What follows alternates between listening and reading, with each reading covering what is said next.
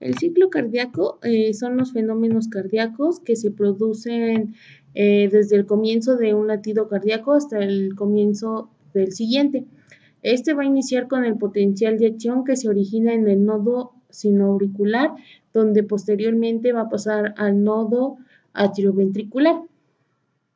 El ciclo cardíaco se divide en dos fases, que es la diástole, que es el periodo de relajación. Empieza con la relajación isovolumétrica. Aquí todas las válvulas van a estar cerradas. Se compone de 4 fases: relajación isovolumétrica, llenado ventricular rápido, diástasis, sístole auricular, que es el volumen telediastólico, la sístole, que es el periodo de contracción, va a iniciar igualmente con la contracción isovolumétrica. También todas las válvulas van a estar cerradas. Consta de 4 fases: la contracción isovolumétrica, la eyección rápida, la eyección reducida y la protodiástole, o también conocida como eyección lenta.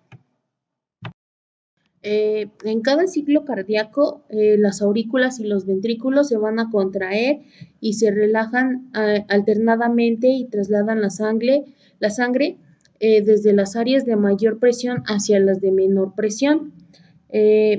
A medida de que una cámara del corazón se contrae, la presión de la sangre que contiene va a aumentar. La frecuencia cardíaca es de 70 latidos por minuto. Un ciclo cardíaco dura 0.8 segundos y va a comenzar por la sístole auricular. Durante esta etapa, que dura alrededor de 0.1 segundos, las aurículas se van a contraer. En ese momento los ventrículos ya están relajados. Va a suceder una despolarización del nodo sinoauricular que causa la despolarización auricular, evidenciada por la onda P, que se representa en un ECG, que es un electrocardiograma. La despolarización auricular produce la sístole auricular. A medida que la aurícula se contrae, esta va a ejercer presión sobre la sangre contenida en su interior y le impulsa hacia los ventrículos a través de las válvulas abiertas. La sístole auricular contribuye con 25 mililitros de sangre y el volumen ya existente en cada ventrículo, que es aproximadamente de 105 mililitros. El final de la sístole auricular también es el final de la diástole ventricular, que es un periodo de relajación. Por lo tanto, cada ventrículo contiene 130 mililitros de sangre al final de su periodo de relajación, que es la diástole. Este volumen se va a denominar volumen de fin de diástole.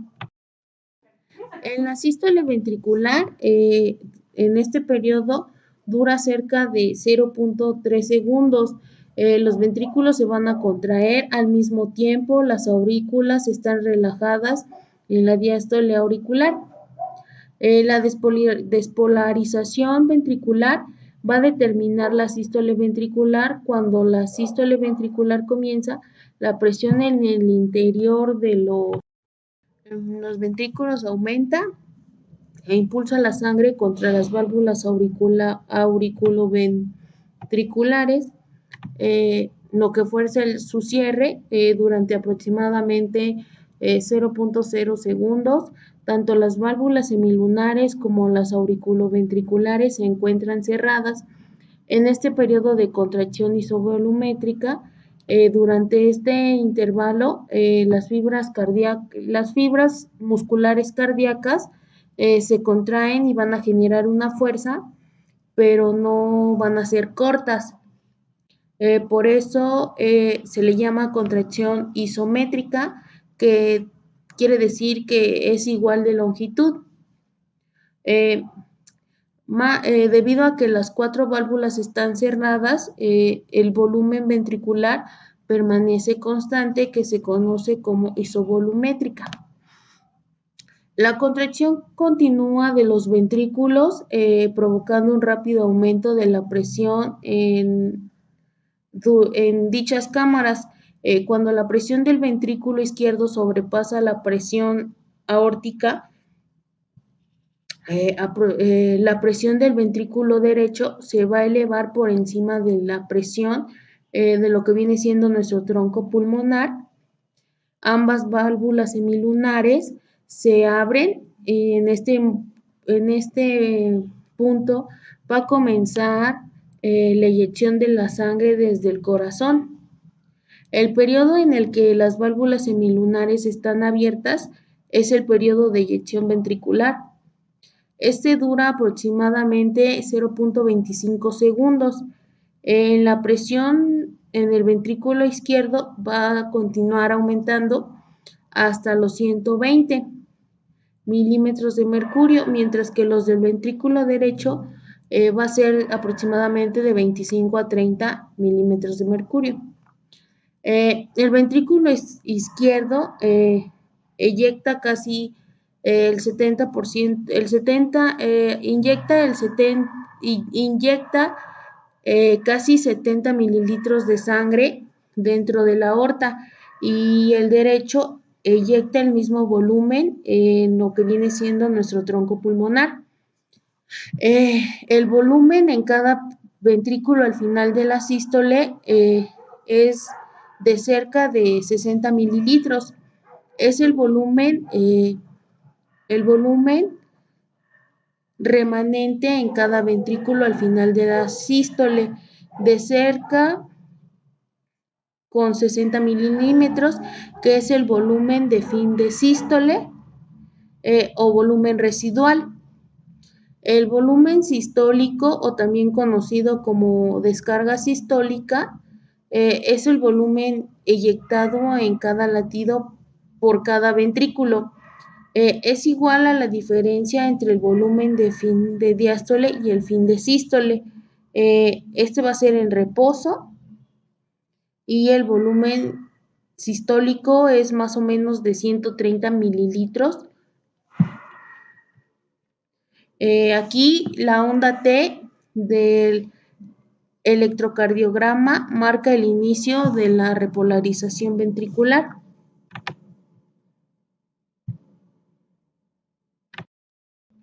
En el periodo de relajación, que dura aproximadamente 0.4 segundos, tanto las aurículas como los ventrículos ya los encontramos relajados a medida que el corazón late más rápido. El periodo de relajación se va a hacer más corto, mientras que la duración de la sístole auricular y ventricular solo se va a acortar muy poco. En la repolarización ventricular, este va a determinar la diástole ventricular. A medida que los ventrículos se van a relajar, la presión dentro de las cámaras va a disminuir y la sangre contenida en la aorta y en el tronco pulmonar va a empezar a retornar hacia las regiones de menor presión en los ventrículos. En este pequeño volumen de sangre que se podría decir que refluye, produce el cierre de las válvulas semilunares. La válvula aórtica se cierra a una presión más o menos de 100 milímetros de mercurio. El choque de la sangre que refluye sobre las válvulas cerradas de la válvula aórtica va a producir la onda dicrota, que es la curva de presión aórtica. Después de que las válvulas semilunares se cierran, va a haber un pequeño intervalo en el que el volumen ventricular no varía debido a que todas las válvulas se van a encontrar cerradas. Este es el periodo de la relajación isovolumétrica. Después, a medida de que los ventrículos continúan relajándose, la presión disminuye rápidamente. Cuando la presión ventricular cae por debajo de la presión de las aurículas, las válvulas AB se van a abrir y comienza lo que viene siendo el llenado ventricular. La mayor parte de este llenado se produce justo después de la apertura de las válvulas AB. En este momento, la sangre que ha estado llegando a la aurícula durante la sístole ventricular va a ingresar rápidamente en los ventrículos.